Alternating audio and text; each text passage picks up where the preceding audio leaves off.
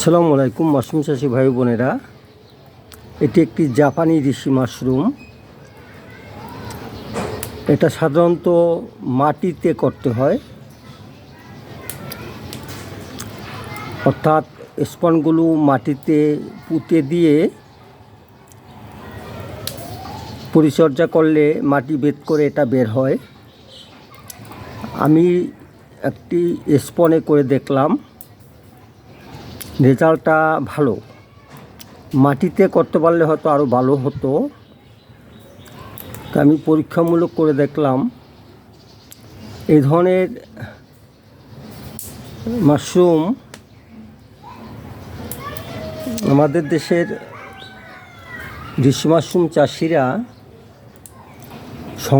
সংগ্রহ করে যদি করে, তাহলে ঋষি মাশরুম আমরা এগিয়ে যাব বলে আমার বিশ্বাস।